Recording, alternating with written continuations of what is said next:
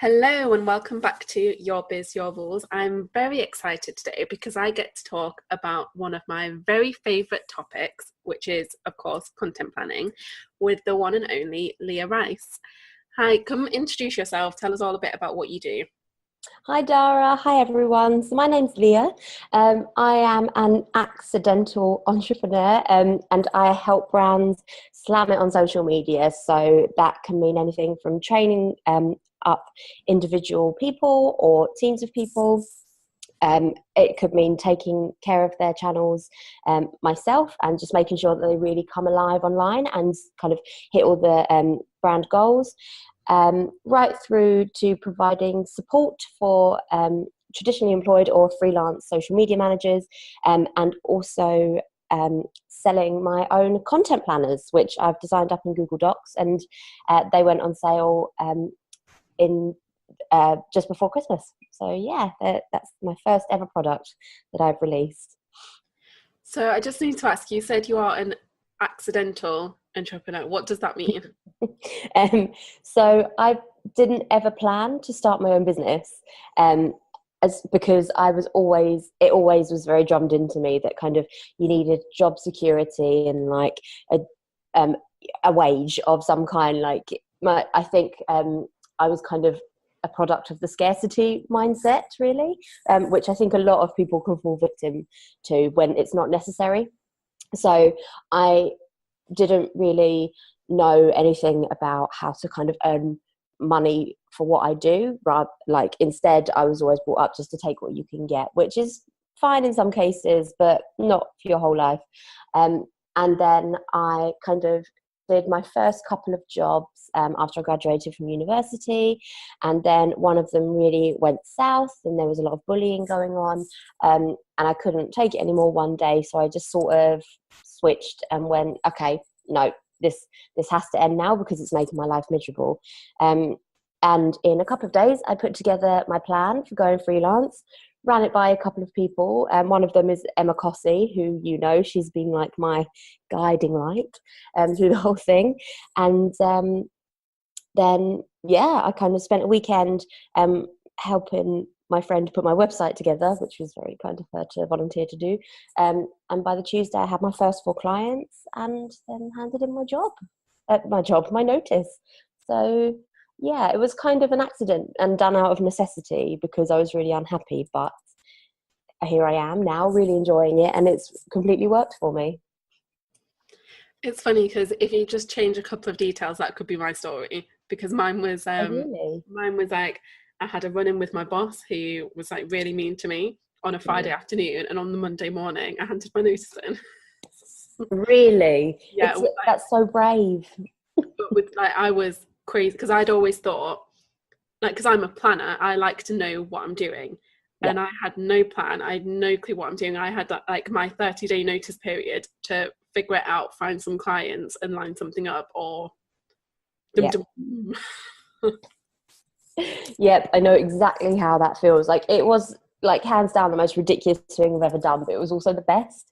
And I don't know about you, but I don't think I would ever have learned the things that I know about myself now, or indeed about the world. Like, oh my God, I would never have learned to do accounts properly otherwise, for example. But I feel like being an entrepreneur or like a freelancer or whatever it is that you leave your job to do, if it's right for you, then you can learn so much and change your life so much just through necessity. Like, everything's been through necessity, but it's been completely transformative, and I've really enjoyed it. Really, really enjoyed it.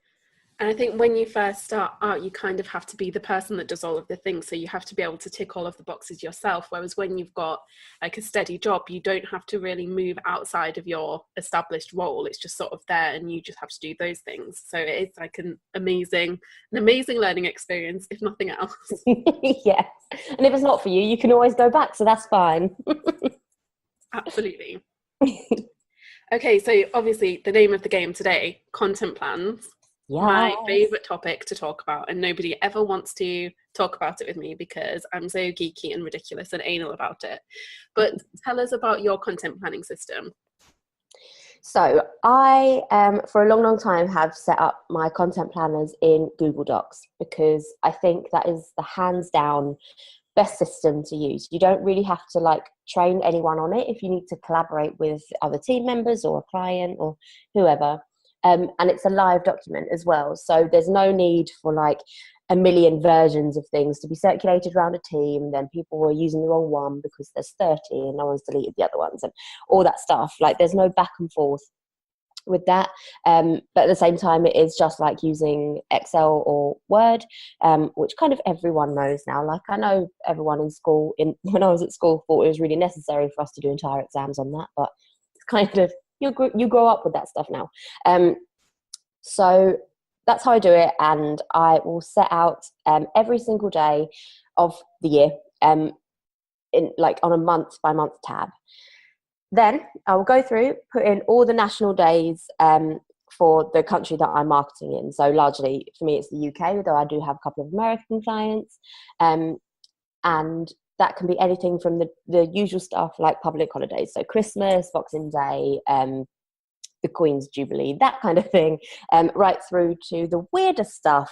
For example, National Beer Can Appreciation Day, National Peanut Butter Lovers Day, and everything in between. I mean, that was my food, to be fair. But, so I put a lot of time into researching all of that stuff, as well as real life events that are going on in my sector.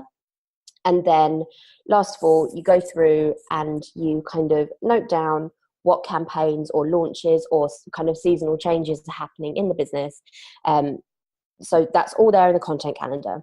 And then I really, personally anyway, lots of people are different, but I find it hard to plan more than a week in advance, unless it's really, really necessary, just because I think that if you go much further than that, then you're not really being up to date, or like you kind of can miss how topical to be, because real life events will go on in that time before that content goes out, that are going to kind of maybe change the way you approach things or change what you would focus on that week. So I always kind of do my content planning by the Wednesday before the next week is due to start and the content is due to go out. And I'll go through, kind of put a little note in my calendar against each post, just to say like what it's going to focus on. So it could be like a conversational engagement post. It could be a sales post. It could be an inspirational quote. Like I just make sure I do the notes first, so that I can get a good balance for me or for my client. And then after that, it's about designing up some really good media, which I'm sure you'll agree Canva generally is the one that I go to, because it's a dream. Like one of the best investments I've made for my whole business is Canva for work. I'm in love with it. And so, yeah, I'll set the media up for each one, whiz through, put the copy together, make sure that I've kind of got a little checklist so that it's got like a call to action, that it's a story rather than a hard sell, that it's asking a question, defining a problem, solving a problem. And then once I've got all of that down in my Google Sheet with all relevant links, etc., it's then very, very easy just to copy and paste over to my content scheduler of choice, which is now eClincher for me.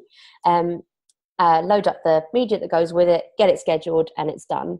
Which, to talk about, sounds like a really long-winded way of doing it if somebody is used to just kind of popping something out day by day. But if you need consistent content to go out, and you need something that's going to kind of have that really good balance of conversational stuff versus what you actually need to put across and sell, then it's actually like a really thorough way of doing things. And I realized kind of quite early on that there wasn't a good quality, like ready to go content planner with all the pre-research done, which is why I wanted to design one up myself, do all that research for content managers or social media managers, and then sell them at a really accessible price, so that people aren't missing out on those key marketing opportunities, as well as a really good setup in which to get this kind of consistent content creation formula in place. So this is very much like your social media content. Do you have this same approach for things like blog posts too? Yep, I do. So I make sure that my content planner lines up all marketing channels. So that includes blogs, obviously. It can include press releases, emails, everything. And I will go through and make sure that the blog that's been published that week will line up with the social marketing stuff that's going out. And then I will kind of take that idea, put it into a bigger document, or just in WordPress, actually. Like I find it easier to write directly in WordPress or whatever CMS is being used, because it eliminates bad code being taken over. And that just drives me insane. I don't have the patience for it. So I will work directly in there, and then I will put down my call to action. Like, again, it's much like the social media process. So the call to action, which generally will go last in the blog post, and be mentioned or like given a nod to first. And then I will break down each section of the blog post, put in a point that I really need to include under each kind of title, write those, and go back and write the introduction, because I don't know about you, but I can never start from the beginning, like never ever. It just doesn't. Otherwise, I'm gonna start writing, and it's gonna end up a completely different thing to what I planned, and that really ruins my process. So that's how I do that. See, the only thing now that is going around in my head is like, oh my God, like how does she do it every week? I couldn't plan just a week in advance. That would drive me absolutely mad. Really? How far in advance do you normally plan? Like 90 days. 90 days. Oh, well done. But the reason for this is because I've learned that my natural tendency is to sack off all of my own stuff if I get busy with client work. Yeah. I'm much more like present and on the ball with client work. And when I do that, like my own stuff just falls into the background. So this is more for my content. So I make sure that I've got like all of my ideas ready, all of my everything ready to go, so I can batch it on and schedule it out. And in fact, I've done the pilot run of this bootcamp program that basically walks people through like dreaming up, creating and scheduling 90 days worth of content in like a 4-day sitting, which is crazy and mad and intense, but it actually works. That's brilliant. See, I think so much of it is about like what works for you. And like that is so amazing, and I wish that could be my approach, because and it's weird because I take exactly the same kind of I fall back on the same natural tendency as you do. So I will always put my clients' work first and let mine fall by the wayside a little bit, which takes some practice to get out of. But I do it slightly differently, just because if I do it too far in advance, I think I have I guess it's probably like a bit of a self-confidence issue, but if I do it too far in advance, I will talk myself out of it, out of like publishing it, and I will keep going back and I will keep tweaking it, and I'll keep making changes, and then someone else will like publish something vaguely similar, and I'll go, oh, what's the point then? Even though I know, like, I wouldn't do that for any other client, but when it comes to me, like, it just, for some reason, it hits a nerve, and if I have too much time to think about it, I won't do it. And I'm starting to learn, actually, that for all of the processes that kind of people say that you should do to run a business, and like you should have this and you should do this a certain amount of times a week, and like, and you can't be successful without process behind you. Like, I agree to an extent. Like, you do have to have a process for everything, but also the timing of it does have to fit with you. Otherwise, it's just never going to happen, and you're forever going to be trying to force yourself into this hole that you can't quite fit in because you're not comfortable with how like someone else has prescribed it to you. And I've learned that I just can't do like 3 months in advance planning, or I just can't like keep the same system all the time. I have to keep changing it up, otherwise I get bored and demotivated. And learning to be fine with that actually takes a lot longer than actually just changing the system. So that's something that I've actually really been learning about myself in kind of the last year. So now I treat myself as I do with like my own work, as I do my clients. So they are never going to be signing off like content that's ready to go week to week, because it's just not how I work. And like what they're doing day to day doesn't like give them time to block out a load of like space in their diary to sign off 90 days worth of content, for example. So I know that they're better off doing it little and often, week to week. And so because that seems to have worked for me, just by sheer coincidence, that's how I do my own content as well. I just plan it a week in advance. If I'm going to go away or anything, then I'll start building it up over the week. So like do 8 days worth of posts instead of 7 or something like that, up until I'm going away or just taking leave or whatever. And then it's kind of done for me, and I haven't felt that like it's massively stressful and there's tons of it piling up. Yeah, I think if I tried to do the 90-day system with my clients, I would like kill myself or kill them or because I don't think it would work for client work, but it's sort of my way of making sure I get it done, just because like you said, it's about knowing yourself and knowing what you're like, really. Yeah, absolutely. I completely agree about having your own process, and I say that to people all the time, like don't do something just because I say I do it, like do something that you know will actually work for you. Yeah, I totally agree. Like you lose the love for your job quite fast if you're doing it in a way that could be done anyway in the whole world, but you've been prescribed something that you think is the right one. Like I think that's the fastest way to fall out of love with your work. And that's something that I carry through to like the people in my Facebook group, for example, and the people that take my free content planning course, is that this is how I do it, but tweak it until it works for you, and leave yourself, like go through that process and leave yourself the time to be able to kind of regroup and be able to just rest, like take a break from it as well. Because I used to find that if I didn't like how I was planning social media content, then I just used to procrastinate, and then I used to just kind of leave it to the last minute. Obviously then all of it will pile up because there was always more than one set to do at the same kind of time, and then I just wouldn't get it done, and then stress for like a whole night that I hadn't done it, and then had to rush through it the next day. And that's just not the way you produce your best work, and it's not the way to love your job. You have to go through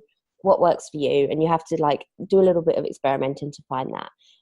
Otherwise I just think you get constantly miserable with what you're doing, and that is not the way to do it, especially not if you're self-employed. Jesus.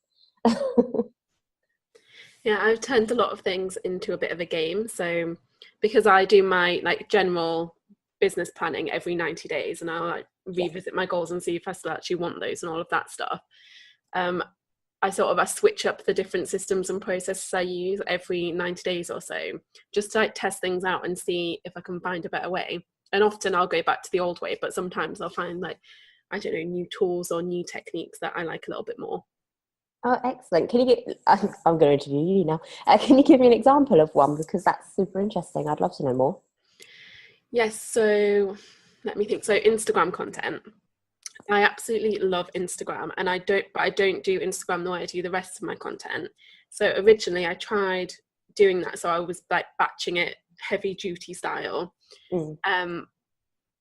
But I just found that it didn't quite feel right, because I enjoy it as a platform. I like to be there more often than just like scheduling things out. So I figured out that I actually like doing that maybe once every 2 weeks, and I'll like map it all out. And I use Plannerly, so you can like shuffle things around and move your grid around and get it looking exactly how you want and all of that stuff, which is fun because I'm a geek. So that was one of the tweaks that I made, and I stuck with that because I really enjoy doing it that way. So that's my example. Excellent. Has Plannerly switched over to the non-push notification? No. Man. So another interesting thing that you said is that you get anxious if you schedule things out too far in advance. Yes. I'm the exact opposite. Like say I was writing a blog post that was going to go out today, that would really stress me out, and I would be procrastinating over that and just trying to perfect it. Whereas if I schedule something, even if it's just a day in advance, but it could be a month in advance or a year in advance. I can just schedule that, forget that I've done it, know that something's going out, and just be at peace. Oh my God, I'm so completely the opposite. And again, I think this is something that I've led myself into.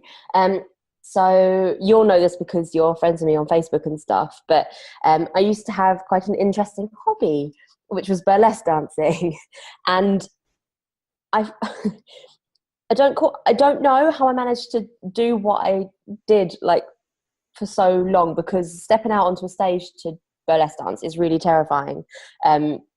However, it did very much become like a process of, oh, okay, turn nerves into adrenaline, go out, do the thing, and over express. Otherwise, it goes very wrong very quickly, and then it's just terrible, and you're standing in front of people with your boobs out who are having no real reaction.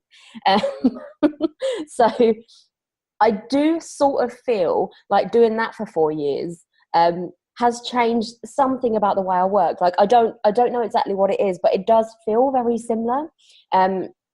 So yeah, I have to get a blog post out really quickly. Otherwise there's stuff that I regret, or stuff that I feel like, oh no, actually I could have said this better, or someone else is going to do it, or just every kind of concern that you could have just suddenly comes flooding in the days until that post is going to be scheduled, or that piece of content is going to go up wherever it goes up.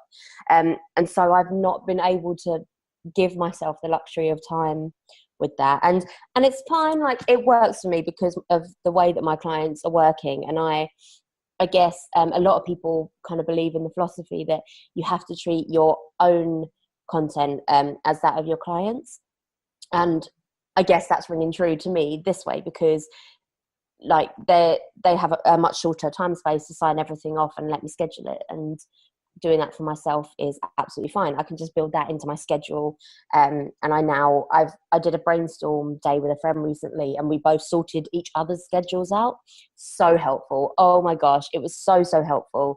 So now that that's happened, and I can see how I can slot myself in to do my own work just in the same way that I do my clients, I feel like I'm putting myself at the same level as them, and not just leaving my outgoing content to fall by the wayside. It's funny, yesterday I actually rejigged my own schedule. So I put it, like, I blocked out everything in Google Calendar that I wanted to be doing each day, bar my client work. So it's like all of the other stuff, the stuff for me. And then I was just looking, I was thinking, Jesus Christ, I have to fit like 60 hours of client work into 8 hours a week. How am I going to do this?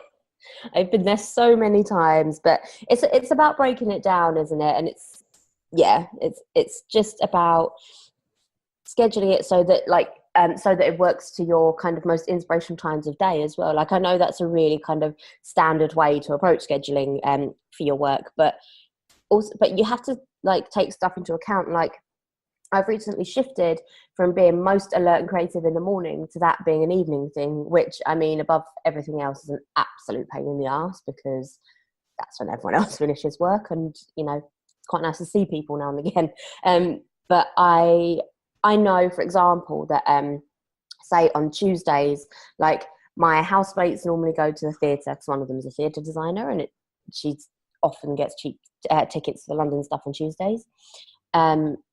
And my boyfriend's at army training, and so like there's just kind of less people around that I'm likely to have plans with.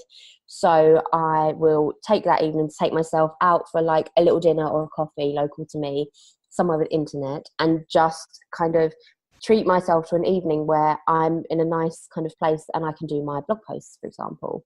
But I will also like kind of balance that back out by giving myself an early finish or a bit more joy time on another day of the week. And it's just about not eating into your own time too much, so that you've actually got the energy to do your client work when you scheduled it, because that can also be like an epic fail in terms of like how you kind of maintain yourself to stay creative. You need to schedule in time for you and white space for you, so that your whole life isn't being eaten up by work. Otherwise, again, you're going to fall into the procrastination trap, or you're going to hate what you're doing and it's not going to like come together the way that you want it. Okay, so I'm going to tell you a secret. Yes, love So secrets. a few weeks ago, I got hypnotized. What? Tell me So, more. so it's called Rapid Transformational Therapy, and it's with a lady that I actually interviewed on the podcast a while ago, Glynis. And Oh yeah. so she basically helps you deal with a particular issue, and my focus was on visibility because I've got a bit of a tendency to like hide behind my computer screen and not want to shine the spotlight on my business. Okay. So basically, like, you go through this hypnosis and then she records you this audio thing that you listen to every night for 21 days, and it's been like, honest to God, magic. Really? That actually works? That actually works. So she puts this line in it that it said something like, you'll wake up in the morning, like at the time you just feel good to wake up, you will like spend some time journaling, you'll do your morning thing, then you will start work, you'll start on the thing that you don't want to do, but you'll start and you'll feel in flow, and then you'll get to the good stuff. And like, no word of a lie, the first day after I listened to this audio, I just did it without even thinking. Oh my gosh. I need to get in touch with her, man. Like, honest to God, witchy magic that works. Oh wow. Did you go and see her like in person, or was it it was an online thing? Zoom. Yeah, via Zoom. God, that's so cool. Okay, yeah, you've got to link me up to her. Well, I'll send you the link. It was honest, it was amazing. Oh my gosh. I'd pay through the nose for that sort of autopilot. Yeah, I'll send you the link. But yeah, it was brilliant. Please do. So that is the secret to my current level of productivity. I love it and I want to be involved. Okay, so we've talked about the content planning systems. How do you fill this big, juicy content plan with all of those amazing ideas? So I always have my best ideas when I'm doing nothing to do with work, naturally. So in the bath is a place where a lot of inspiration suddenly just hits me in the face, and you struggle because there's no pen or paper in the bathroom generally. And also I need to get much better at this, but when I just take myself off for a walk, and actually manage to get myself out of the house, which I do struggle with because I think a lot of us have that guilt of, oh my God, it's the working day. Like, I should be sat in front of a computer and that's all I should be doing. I should just be churning stuff out endlessly. And it's such an easy thing to kind of beat yourself up about. And I have done that a lot. So I have tried to get much, much better at actually keeping to my schedule and going out for a walk. And it would be stupid not to. Like, I live in London, right next to Alexandra Palace, and right next to Hampstead Heath as well, which are both beautiful places to go and walk. So I'm very lucky, and I get to go and do that if I can just reel up the motivation. Because that happens to be such a lot, I always make sure that I jot stuff down in my phone in like a detailed note, not like just a stupid load of words that I think, oh yeah, I'll sit down later and refer back to this and it will feel exactly the same. Like, I actually sit down and write out exactly what I thought and any like connections that I had to go with it. That's one thing. So always have something on you to capture inspiration. And next, I listen to podcasts a lot. Because it can get a little bit lonely in the working day if no one's working at home with you, and so a podcast is always excellent company. And if I've got like a response to something that someone's said on a particular podcast, then like just stop again, write it down, and plan that response into your planner, for so that you can go back to it, not forget it. Again, write down plenty of detail about what you want to say. But I've found sometimes that podcasts, even stuff like there's an affirmation podcast by, I think it's Josie Long, and she just has this kind of affirmation that you listen to about getting up in the morning, and kind of having a productive day, and this is going to be a good day. And with every kind of line that she has, I literally thought of a blog post, like translating what she's saying into something useful for social media managers, and being able to like formulate an entire post around that. And so I've sat down, gone through that affirmation podcast, like aside from in the morning when I want to get up and have a good day, and actually like taken her thought and built it out into something longer form, and that I think will be inspirational to my audience. Obviously, I'm not copying by any stretch of the imagination, but I'm translating what she's encouraging into what it means for me, and kind of explaining that to people who I know are going to read my blog and find that useful. And last of all, so national days, which I mentioned earlier when I was going through my kind of content planner process, they also serve as massive inspiration for both social media posts and for blog posts and anything in between. No matter how ridiculous they are, nearly all of them trend at some point in the day on Twitter, at least. And you can use them as inspiration to build content around. So like, for example, I think it's either this Sunday or next Sunday, but there's Eat Ice Cream for Breakfast Day, which on the face of it just sounds like some sort of ridiculous gimmick by, Ben and Jerry's, but it's actually not.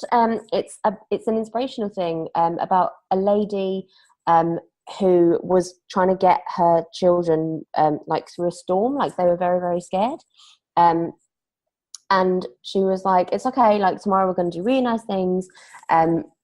So, name something that you want to do. And her kids said that they wanted to have ice cream for breakfast, which, aside from the nutritional implications, is all about, like, essentially that whole story is kind of about getting through something with the promise of something good at the end. And you don't really get that if you don't kind of pay attention and research into a national day. And there are so many actual genuine stories behind them that can relate back to your business, and they're going to trend. It's kind of a no-brainer to create content around those. So not all of them will be relevant, but I do make sure that I check that there's not something there that I can tap into and then create some content around. I'm a big fan of national days. Excellent. I love a good national day. Oh, I'm vibrating. Yeah, but I think I use them in a slightly different way, like sort of a less literal way. Mm-hmm. I'll tend to have maybe one per month that I'll use as a bit of a jump start, and then theme the rest of my content around that one sort of topic. So for things like, I know there's like World Productivity Month or something like that. Yeah.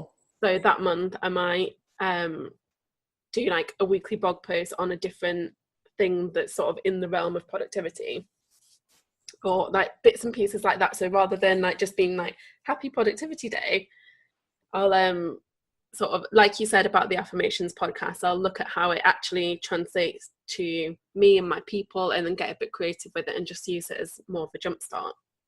Yeah, that's also a brilliant way to do it. So I'm rarely like really literal with the national days. Like I will rarely go, oh, it's blah blah blah blah day, so this is what we do.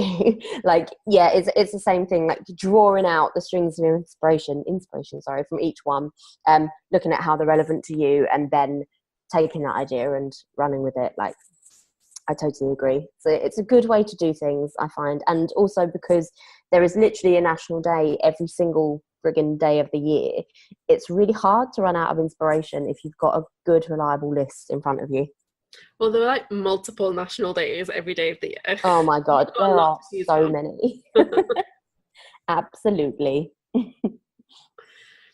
Yeah, it's like, if I ever end up on one of those websites that's like a database of them, I could honestly spend hours, because I'll just go through the entire year just like reading through them all, making tons of notes. And so I think the fact that you've got a content calendar that has all of the relevant stuff already on there, like depending on your niche, I think that's amazing from a productivity perspective.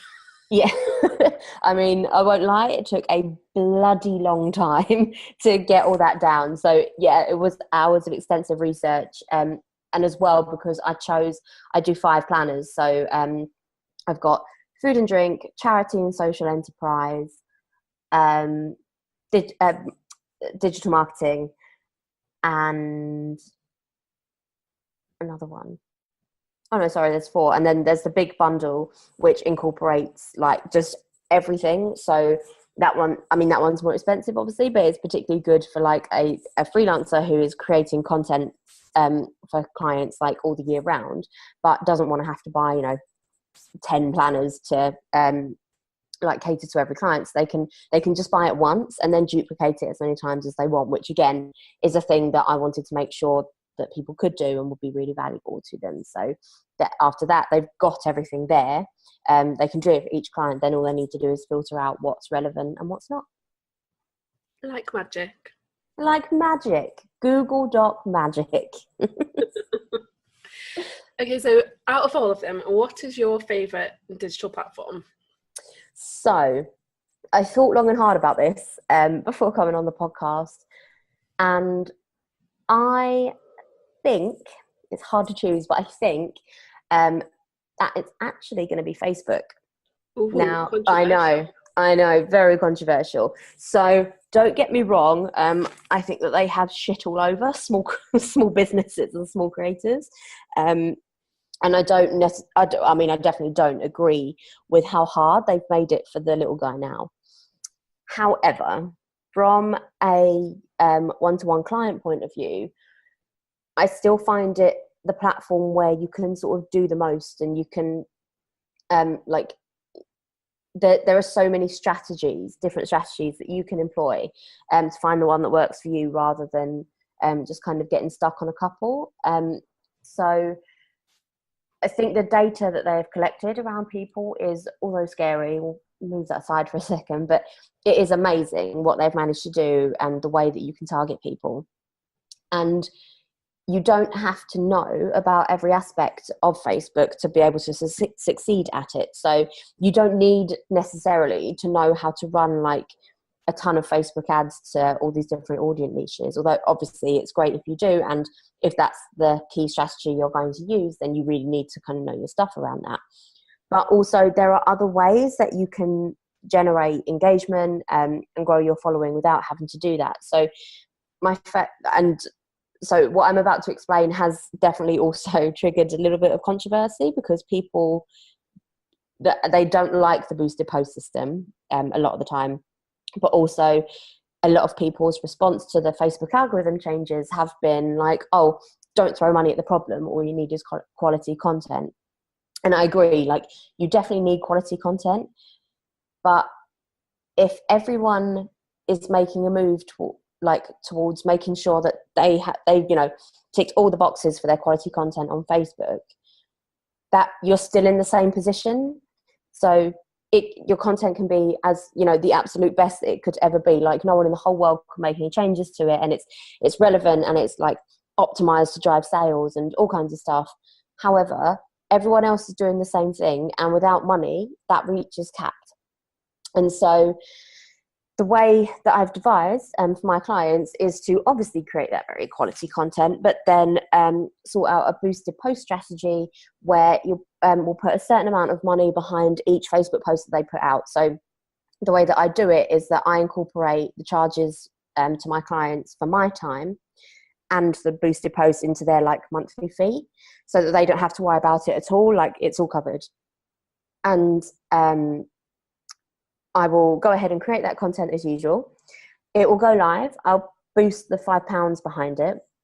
And also we'll have targeted that audience properly. So that can take a little bit of time and definitely needs tweaking as you go along to make sure that you're reaching as many people as possible. But after say 2 or 3 tries, it's generally nailed. And then so that will go out. It will run for however long it's going to run for. And then what people forget, and I think the reason that they really dislike boosted posts is that they have the engagement numbers then, but they haven't grown their following. And there's a really easy way to solve that. And that is if you go back to the post, click on the list of people that have reacted to it. And there is a mechanism in Facebook where you can invite them to like your page. Like manually. You just hit an invite button. It's super, super easy. And they'll be asked to join the page. And it makes sense that they are going to like accept that invitation if they've already been served your content and like reacted to it or commented on it or engaged with it in some way. And people forget, like, or they just don't know that you can do that bit. And so that way you've got the engagement numbers. Your content that you've spent however many hours putting together is going much, much further. You can post less, but instead of spending that time doing 3 posts a day for a week, you can just do 1 and then put the money behind it, because time is money. So it's not like you're really kind of like working up a massive expenditure about it. You're arranging how you work with Facebook differently, and then you're growing your audience as well as getting the engagement numbers. And I've found that a really effective way to kind of work for my clients. It's got them new work, made sales, done all the things that it's meant to. And I just think stuff like that, even though Facebook, clearly money is the aim of the game, but also it wouldn't be the incredible platform that it is today and what they're clearly going to make, Instagram and WhatsApp into, without being able to pay people to do that. And so I get how annoying it is that those changes keep happening and that the caps keep getting like smaller and smaller. But it's also necessary if we want something as detailed and incredible as that to be able to reach people with digital marketing. So I thought long and hard about whether I should say Facebook, but I think it is my favorite. And of course as well, you can connect with people that aren't your immediate friends, like in a much easier way via Facebook groups as well, which I think it's good. Like, groups will go the same way that pages have gone eventually. But if you're clever about your strategy and how you're going to keep meeting people, then there's no reason to panic about it. You gotta spend some time researching how to tick all the boxes rather than just like trying one thing and then leaving it there. See, my thing with Facebook is I don't think it's actually to do with the way Facebook works. I don't think I can blame Monsieur Zuckerberg for everything. Although I did have approximately 10 hours of panicking after the last update came out. But to be honest, I wasn't really getting any results from Facebook anyway, so it wasn't actually going to hurt me in any way. Yeah. So it was more just a bit of, I think I got trapped in the hype of panic. Yeah. It's not that, it's more the way that other people use Facebook that I think drains me. Oh, in what way?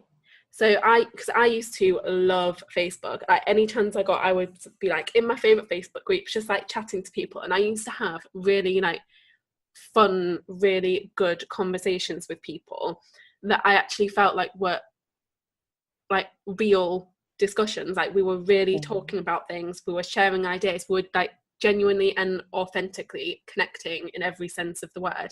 Yeah. And now I just feel like there's an ulterior motive behind everything that anyone does on Facebook. And it's like, now that people are saying that the best way to get like organic reach is to inspire this interaction and inspire engagement, I feel like that's why people are starting discussions now, because they want the reach that the discussions will give them, not because they actually want to like speak to people and help people and be real about it. Does that make sense? Yeah, it makes perfect sense. It might just be the digital marketing demon within me, but I have always felt that way about all of the channels, weirdly, largely except for Twitter, which I really went off Twitter largely when Donald Trump was elected. I really went off Twitter, and now I'm coming back around to it. But yeah, I've always kind of felt that a lot of social media interaction is quite calculated, and I don't really know how we can get around that or be sure that it isn't, rather than, I mean, I hate this word, but rather than being as authentic as possible, and just genuinely helping people. Like, I despite the fact I think that of nearly everyone, I make sure that my interactions are just kind and giving as much free information away as possible. Like there is a lot of people who would pay to like learn more about the Facebook algorithm, and the boosted strategy that I just talked about. But I've put that on my blog and I've talked about it on here, and I tell everyone how to do it, because the thing is that, well, one, people have asked me to pay me to run them through it anyway, despite the fact that I've published it online. So it's not about an ideal client thing. Like, if people don't have the money to pay you, they're like not going to do it. They're not going to ask you to do that training just because you haven't put it online. Like, it's not going to make any difference to your inbound leads. But also, I think that everything you just talked about has set a whole new precedent for how we do social media. And it's not about keeping your cards close. It's about laying them all on the table and saying, look, we're all in this together. I genuinely do want to talk to you. You're on my channel. And here's the stuff I know that you're asking about, and not pushing it further, like not pushing for sale, not pushing people, not just having empty conversations for the sake of engagement, but just being as generous as you can with the information that you give out. That's what I think. I think we're just sort of fated to be cynical because we work in the digital marketing field and we know how it all works. It's just we're not convinced by anything. No, really not. So I have to work really hard to convince myself about my own thing. It's very complicated. But yeah, I think but Twitter, I don't know why I feel slightly less that way about Twitter. I think it's because, so part of my strand of work is influencer marketing, and I just find that you're able to really genuinely connect with people, with influencers, like either social media ones or the celebby kind, on social media. And because you're the amount you can say is limited, I just feel like there's more possibility of having like a really genuine interaction, because it makes people super accessible. And I don't have the same feeling about Instagram, definitely not about Facebook. And it's just, yeah, I don't know. Something about Twitter really encourages more open and honest conversation for me, but I don't know where that feeling stems from. See, I never really got on with, I didn't hate Twitter or anything like that, but I don't think it ever really clicked for me, because I think I arrived to Twitter a little bit late, so after the initial hype. Yeah. And I don't know, I don't think I ever got in the swing of things. I still haven't. I think because I got burned really early on. So when I first started posting anything to Twitter, I can't even remember. I responded to something that I saw. And someone basically told me off for saying what I said. It would not have been something offensive. It was just like my opinion. Yeah. And I think because I was like brand new and it was basically my second tweet ever, I was just like, okay, I don't need to deal with this. And I'm never really done. Yeah. Yeah. I mean, it can get a bit like that, but I guess it makes you, I mean, people shouldn't be shutting down free speech, obviously, but when you get someone reacting like that, like I've had a few to that Facebook strategy post alone, let alone my actual, opinions on things, which are not bad.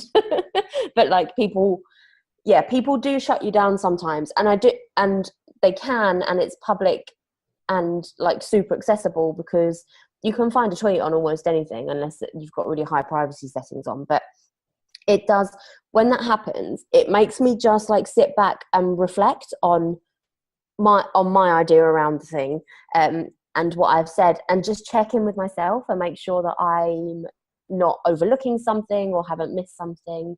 And I do find Twitter quite helpful for that, like a little reality check. But also there are trolls, and that's just a very different world. We won't start on that. But yeah, I do get on with Twitter because I like the way that it makes me think sometimes. See, my fave is Instagram. See, I always just find Instagram like kind of clamoring for attention a bit, I guess. But it's never been my absolute favourite platform, although I'm using it more and more. So yeah, like, what do you like so much about it? So, I mean, it's only been probably in the past couple of months that I've really clicked with Instagram. So for the first, I don't know, year that I had it, I maybe posted 3 things. Okay, yeah. But I think it's because when I started like batching all of my blog content ahead of time, I felt like I didn't really have the outlet to just create things and communicate regularly and share my take on things. Whereas I use Instagram as more of my, I suppose, reactive platform. So if I see things and I want to talk about things like now, then I feel like I can do that on Instagram, and I can write. So I tend to write slightly longer posts than I would on other social platforms, or longer than I had done on Instagram previously. So they're almost like mini blog posts, just talking about my, like, a thought that's popped into my head, or a random topic that I've seen in the news, or anything like that. So I use it more like that than as a look how fabulous my hair flicks are, and haven't you seen my amazing desk space? It's just perfect. In fact, sometimes I kind of like stick a middle finger up at the nonsense that you see on there, and I'll take a picture of my desk, which is like a calculator on top of a pile of used post-its, on top of a box of tissues, on top of all the pens, and I'm like, look at my desk. As well you should. So like again, we're edging into controversy here, I think, again, but basically I think, and like as well, just to be clear, I hit my stride with client Instagrams. Like there's one, I have one client who I can't reveal because she's a celeb. But like I just, for whatever reason, when I sit down to do her content plan, I just get it. Like I'm in the zone. Like I know what her audience loves. I know how they're going to react, and I don't need to think twice about anything with her. But once again, when it comes to mine, I all over the place about how I should come across, and that's even knowing what my business goals are and knowing a lot about my personality and how I want my tone of voice to be and all of that. Like I feel like I have the crucials there, but I still second guess everything that I do. And I think part of that has been about trying to get the perfect photo, like inverted commas, and I thought I was going to be able to solve this by signing up to what is absolutely a gorgeous, gorgeous membership website called Hot Stock, which used to be Hot Chocolate.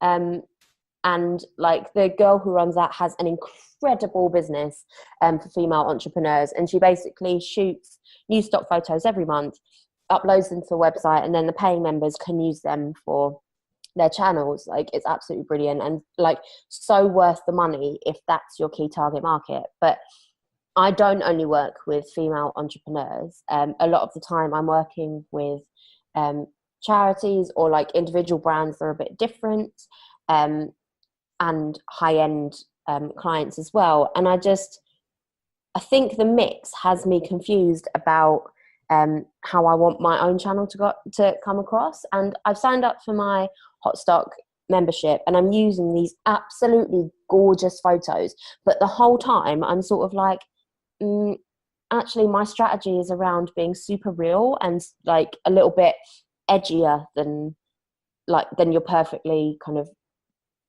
comprised Instagram picture. And I'm not sure this is for me, but I'm holding myself up to a different standard that doesn't quite fit in with me. And so the whole time I'm like, oh, actually I'm not sure a perfectly like crystal white pearl white flat lay is what I should be putting up there. And so like I'll go away and rethink the strategy, and then like the comparison syndrome kicks in. And I think that has been my key issue with my own Instagram, is that I'm holding myself up against everyone else instead of trying to really like make it personal.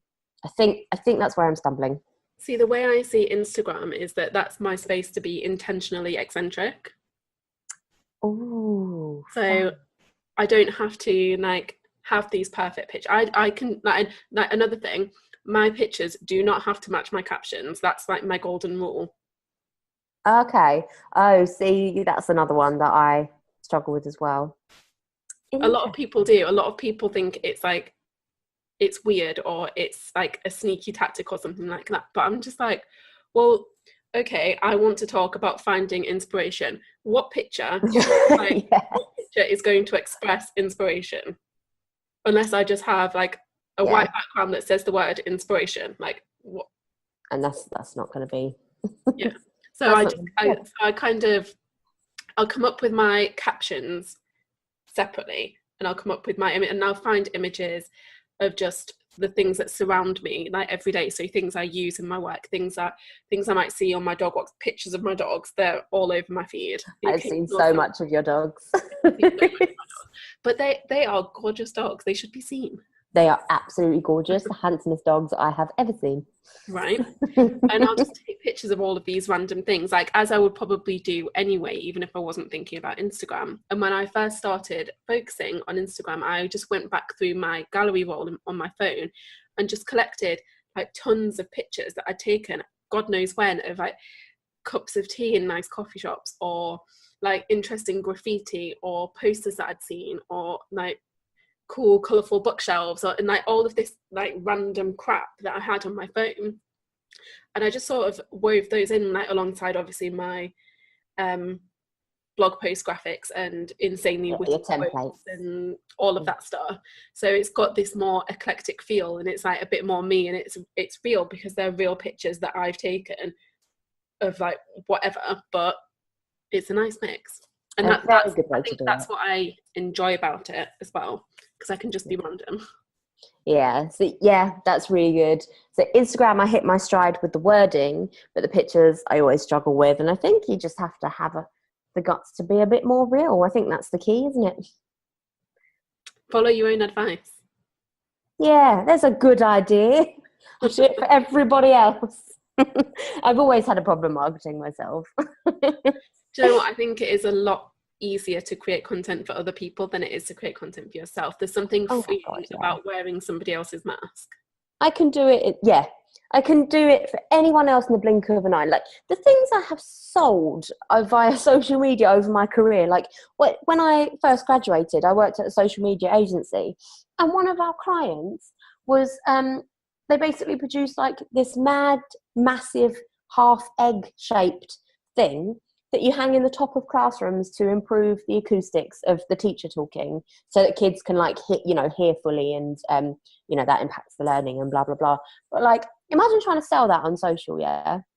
And I did, and yet I can't sell myself, despite the fact that I've got some really good selling points. So it's absolutely mad. Like the way your brain works affects your business in every single way. So I think I've got some barriers to knock down there. But I'll do it. You need to work with Magical Witness. She'll fix it for you. Yes. Oh my God, yes. I just need hypnotism. Easy. Okay, so to wrap up, I'm going to ask you the question that I ask everybody. So what is your biggest guilty pleasure, and how do you weave it into the way you work? My biggest guilty pleasure is...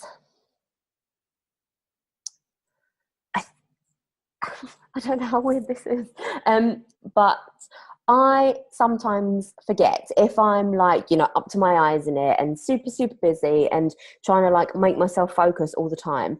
I forget about the little things that will just change the way I work and inspire me to crack on a little bit and to be creative as well. And sometimes you just forget about them and they fall by the wayside. But one of like the things that I delight from most in life is music. And I'm a very eclectic person. Like I'll listen to like Etta James and Skrillex in one sitting. Like I'm not not picky or anything, but it doesn't matter. If I like a song, then it's going to inspire a lot in me. And so actually my guilty pleasure is probably singing in the shower in the morning, having a really good soundtrack on, singing in the shower, and having that set me up for a really good day at work. And then remembering to kind of indulge that sense a little bit on like my tea breaks and stuff like that, or if it's going to help me with a creative session or whatever I'm doing that day. I think that is my guiltiest pleasure, and yeah, and it changes my day. I'll just add in here, I think you should share more of that on Instagram. All right. Yeah, you got me.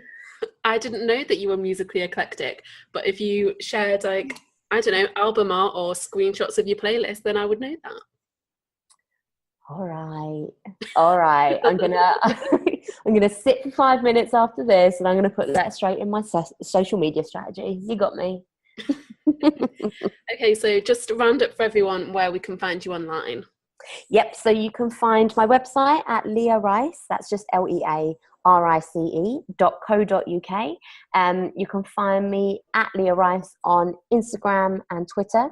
And you can find my Facebook group if you search Ultimate UK Content Planning, which is where you'll kind of find me the most, and where you'll be able to kind of have a direct line to me if you ever need any support or help with your content planning, or generally just a lovely family-like tribe of what is so far only ladies, but men are welcome, just to like kind of be one with them in the digital marketing world and help inspire you day to day. They are all absolutely brilliant, and I love each and every one of them. So come join the family. Perfect. I'll pop links to all of those in the show notes so everyone can easily hop over and join the tribe. Thank you ever so much. Thank you so much for joining me today and talking about all things content. As you know, it's my fave. Oh, I know. All right, well, I will talk to you soon and hopefully charm you into coming back on to talk about something else in the near future. Oh, anytime, Dara, anytime. Thank you for listening to Your Biz, Your Rules. I hope you enjoyed listening to this episode as much as I enjoyed creating it. If you'd like to learn a little bit more about weaving personality into your business, please feel free to hop over to my website, darapaddy.com. That's where you'll find all kinds of resources and all kinds of inspiration for just being a little bit more you online, because it is possible.